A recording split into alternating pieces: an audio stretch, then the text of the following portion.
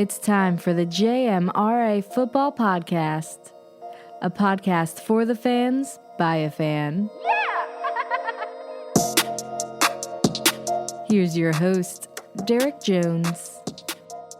It's time for the JMRA Football Podcast. I'm your host, Derek Jones, with you as we close out, what is this now, 2 weeks before the start of the regular season, 2 weeks before Lions and Chiefs kickoff on Thursday night, September 7th, to begin season number 104 of NFL football. It should be a great one lined up. We've got a lot of stuff to get to on this episode, so let's get right into the social media rundown. You can check us out on Twitter, Instagram, Facebook, TikTok by searching Joe Montana's right arm. So the big news of the time of this recording is the trade of Trey Lance to the Dallas Cowboys for a fourth-round pick. Now, we'll tackle the side of the Cowboys in a little bit, but I want to hop into the 49ers directly because this has been a very controversial topic. The Niners traded 3 first-round picks to get Trey Lance, and I think a couple of things, like people are saying they never gave him a chance, they screwed him, all of this stuff, he didn't play enough, blah, blah, blah, blah, blah, blah, blah, blah.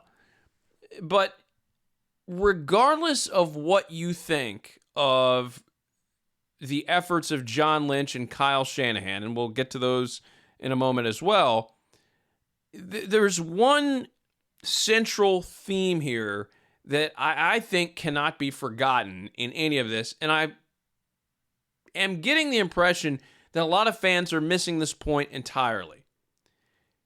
In my opinion, you cannot, and this is the fault of the 49ers, so take that for what it's worth. When you have a team that is a Super Bowl roster, okay, you need one of two things at quarterback. You need a supremely efficient game manager, or you need a veteran. What you do not need is a young quarterback who is not developed. And I think that's one of the things that seems to be missing here from a lot of people's dissertations about the 49ers giving Trey Lance a chance, blah, blah, blah, blah. The point of this is the Niners are a ticking time bomb. When you have a team that is Super Bowl ready right now, they can't sit here and mess around and give Trey Lance like a year or 2 years to figure this out. He's got to figure it out right now. The 49ers have played in the NFC Championship game in, 3 of the last 4 seasons. They made it in 19, they made it in 21, and they made it in 22. They got to Super Bowl 54 in Miami and lost to the Chiefs. So that's 3 NFC Championship games and a Super Bowl since 2019. You don't have that kind of time to figure this out. And I'm going to give you a quick historical comparison. The San Diego Chargers, when they were the San Diego Chargers, went through this in similar fashion with Phillip Rivers. They drafted Phillip Rivers in the 2004 draft. Remember, that's the Ben Roethlisberger, Eli Manning draft. They basically sat on him for a little while. Drew Brees continued to play. And then by the time Phillip Rivers got to really run the team, it was talent-wise, it was a Super Bowl ready roster. You know what the problem was, though? You know who wasn't Super Bowl ready? Phillip Rivers. The 06 Chargers went 14-2, lost to the Patriots in the divisional round, and to this day, that's the closest opportunity the Chargers had at getting to a Super Bowl. Rivers, so in other words, the deal's this. Rivers did not play much in the first 2 years. He didn't start in 04. He didn't start in 05. His first year as a starter is that 06 season. All right? So you're looking at a guy who is essentially a rookie quarterback in his third year because he has not played. Drew Brees played in the 2 previous seasons. That maneuver and kind of not hitting the window right probably cost the Chargers a Super Bowl. They were the best team in the AFC in 2006, and the Colts end up winning the Super Bowl as a wildcard team.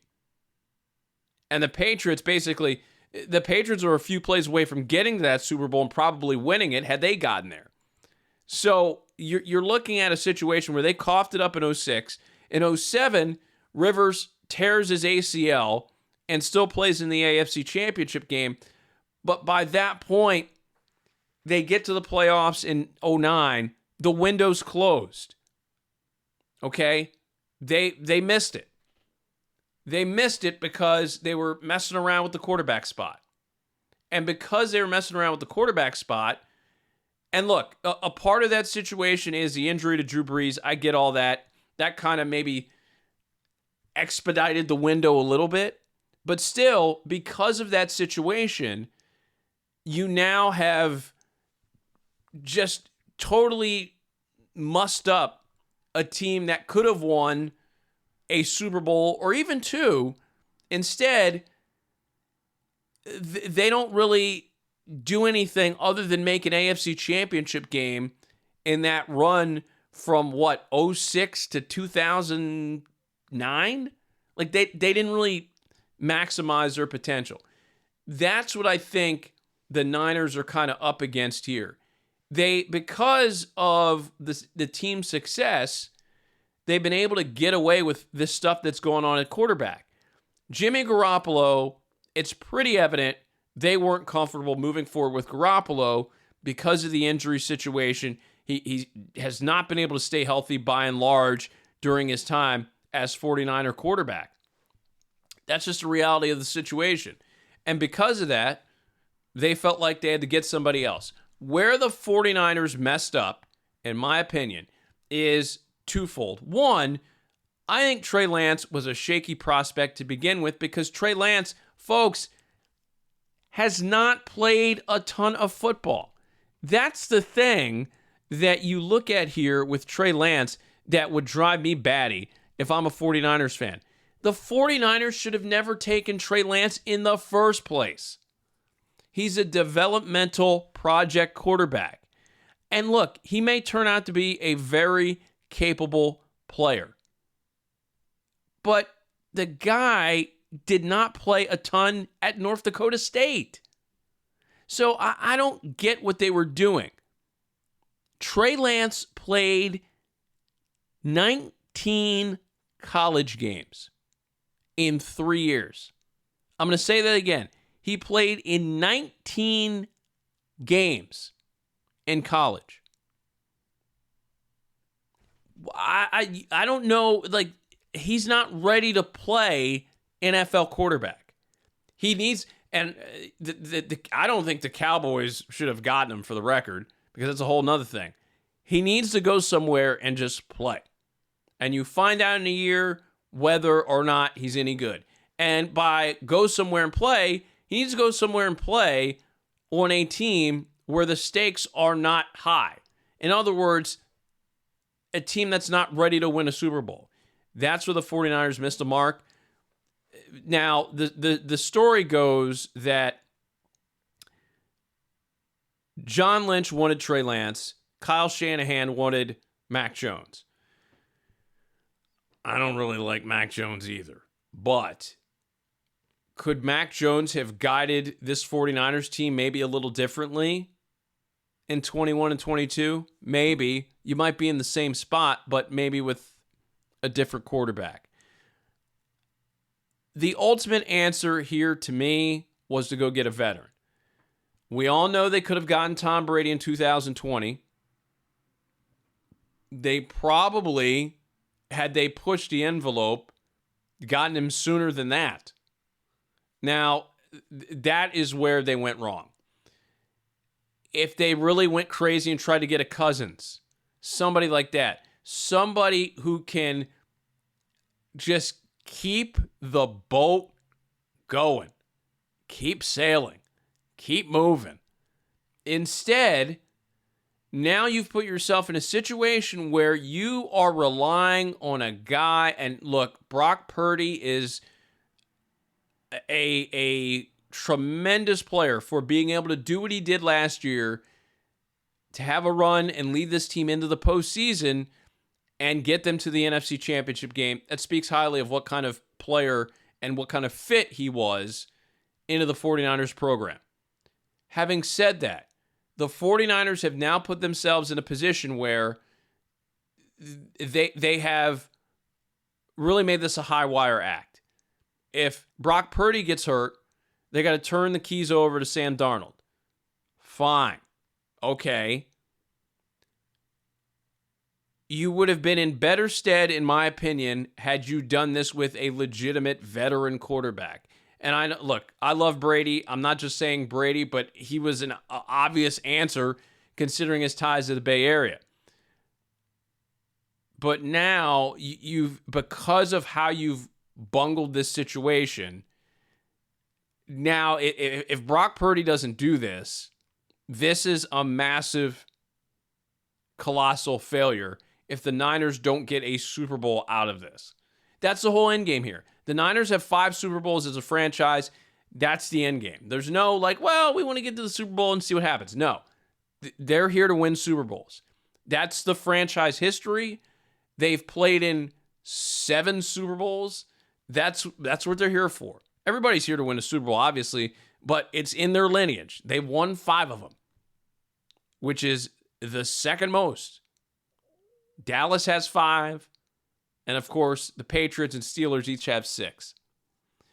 The reality, again, is the 49ers have nobody to blame but themselves, and they have created a situation where they have allowed Brock Purdy to really be the end-all, be-all for this team. Can Sam Darnold run this team effectively? I suppose. But I think if you're a 49ers fan, you don't want to find out.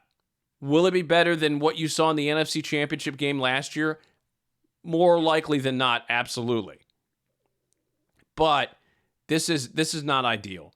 This is not, and the most troubling thing is it's a distraction. Now, we're going to transition over to the Cowboys here, and I have to say, I'm not 100% sure I know what the Cowboys are doing here. I do think that they view this as just improving the quarterback room, as the lingo goes nowadays. I think they view it as that, and they're going to take a chance to maybe develop a player if they have to. They have been good at developing players in that program, regardless of what you think of the Cowboys. Tony Romo to Dak Prescott. Dak Prescott was a 4th-round pick, comes in, and nobody expected him to be what he has been. Let's get that clear. You can sit here and say he's a choke artist, whatever.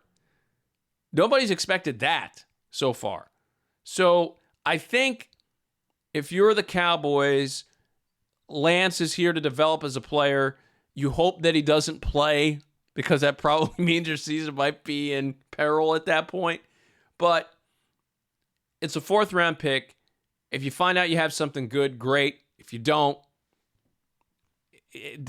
same thing as the 49ers. This team is going to be judged by whether they win the Super Bowl or not. We all know they haven't since 96. It is what it is. It's a high leverage game for a lot of these franchises in the NFC, especially the ones that have won multiple Super Bowls. That's where we're at right now. And I just have been blown away by the number of people who have been like, Trey Lance isn't getting a fair shake. Folks, this is about winning the Super Bowl. It's not about anything else. It's not about anything else. Don't confuse the issue. It's Super Bowl or bust. And you can't wait around for a guy to figure it out at quarterback under this situation. You just can't. The Niners messed up by taking him and trading all those picks in the first place. That's their fault. But I understand the fact that, look, we don't have time to wait. And they're right. They don't. They don't. They are a right now team. And with the Eagles shaping up to have a young core that could very well compete for a while, the Niners got to strike right now. They have to. And you're not going to do that with Trey Lance as your starter And if you don't want to play him, then he shouldn't be here. So I think the Niners made the right call. They just took a funky way of getting there.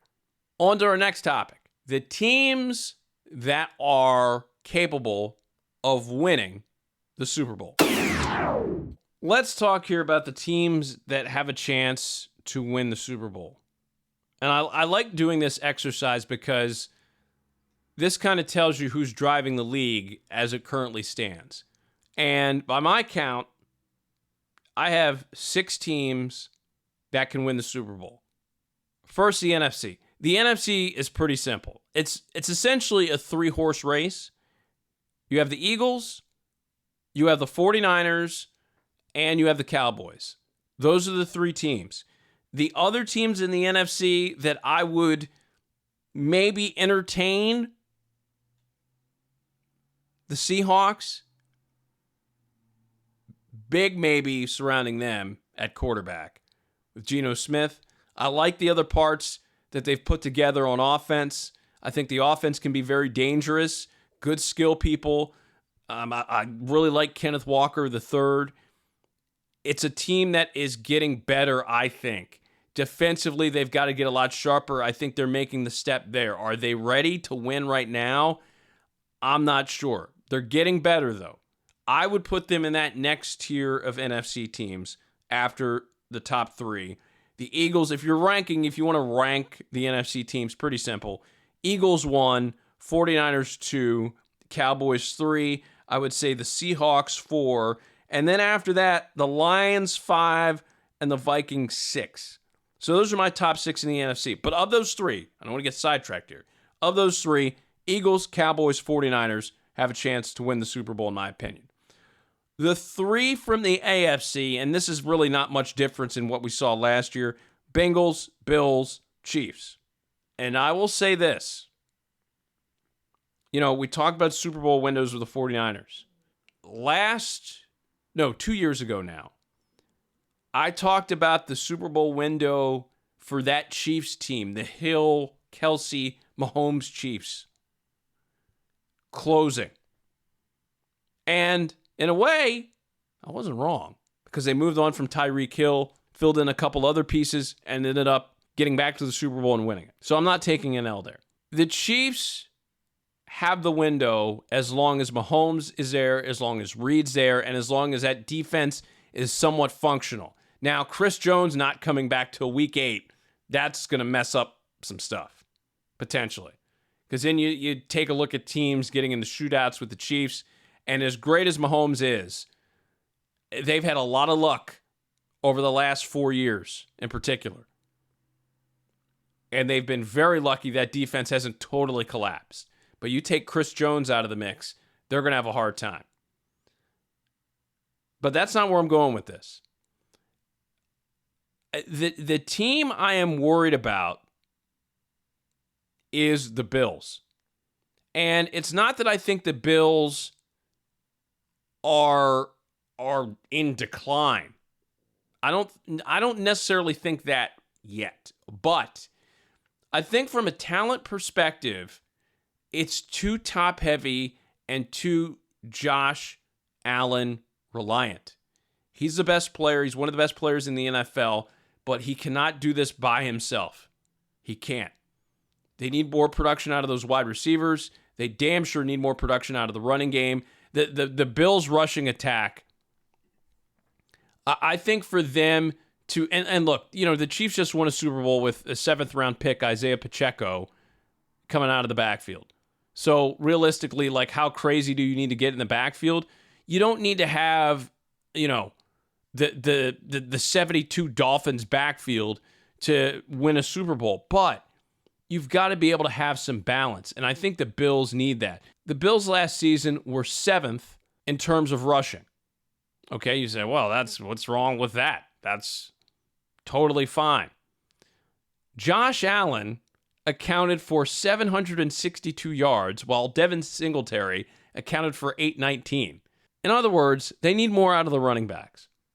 That's just how it is. Because, Allen takes hits between getting back in the pocket and then taking off to run.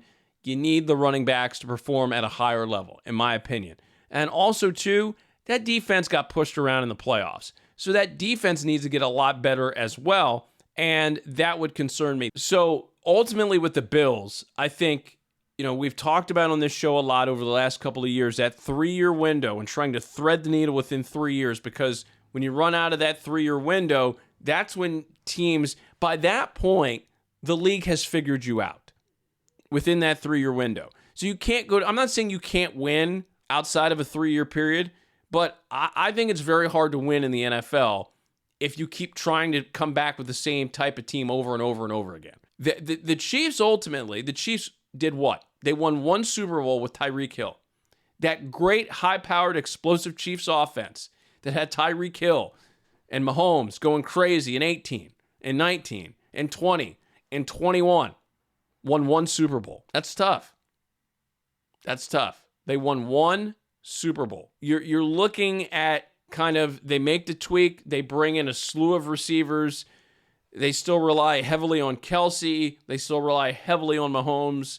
And they play better defense at times and at critical times to make stops. So they've altered their team enough to where it's a little harder to game plan for them at times. The Bengals have got to figure out a way to make sure Joe Burrow stays healthy. If they do, and they keep that defense pretty much in order, they're going to have a chance. They're going to be around in the end. So those are the 6 teams I have that are contenders. Kind of like what I said about the NFC with the AFC. I look at the other teams hanging around: Ravens, Steelers, Jets, Jags. Those are your next level teams. Now, are any of them capable of getting to the Super Bowl? Maybe if Baltimore gets hot defensively to kind of help support that offense, which should be pretty good, then they have a chance. Absolutely. I think that's going to be tough. I think we associate the Ravens sometimes with, like, at least mentally, I think people, because of what the Ravens have been in years past, I think people sometimes just automatically assume the defense is going to be good because, it's the Ravens. The Ravens have normally had pretty stout defenses. I get that. But it's not the same folks anymore. Totally different crew. Not the same level of consistency from the Ravens defense. I mean, the Ravens, it's funny. We sit here and opine about John Harbaugh being a great coach, right? How many AFC Championship games have the Ravens played in since they won the Super Bowl in 2012? How does the number 0 strike you? 0. Had that big year in 19, lost in the divisional round. They have not delivered. We always talk about the idea of the Ravens. But the Ravens, when you look at ultimately what they end up doing, it's a lot of woofing and not a lot of production in terms of the win-loss column and getting into deep playoff runs. Steelers, I like them to have a bounce-back year and get back to the playoffs. The Jets are a real wild card in the AFC. If the Jets can block, they could be as dangerous as anybody in the AFC. But I have big questions about their offensive line. And what is that Breece Hall, Dalvin Cook running back setup going to look like? I think that's a question mark as well. And the Jaguars, look, Trevor Lawrence, ascending quarterback, ascending talent. You would think they'd learn from that playoff experience and get better in a division that appears to be terrible this year. The Colts are going to be bad probably. Houston's probably going to be bad again. And Tennessee's going to be mid. Maybe they'll compete, but they will play hard. I will say that. Tennessee's not going to give you a lame effort. They will play hard, but the question is how good can they be with the quarterback situation? Tannehill, veteran guy. You have Will Levis hovering in the background. Malik Willis has actually outplayed Will Levis, according to some, so far in training camp and preseason. So we'll see how that goes. But that's my rundown for teams that can win the Super Bowl. Eagles, Cowboys, 49ers, Bengals, Bills, Chiefs. I think in the NFC, the Eagles are the best team. If they are the healthiest team, I think they will get back to the Super Bowl. If they are not, then it's going to be tough.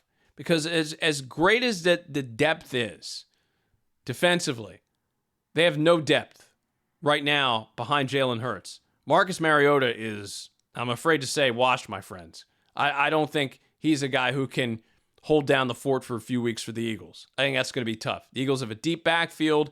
The offensive line has a little bit of depth. So it's all about keeping Hurts healthy and keeping, obviously, the stars healthy, A.J. Brown, Devontae Smith, etc. They're the best team. I think they line up to be the best. The other thing that can trip up the Eagles, pretty simple, the schedule.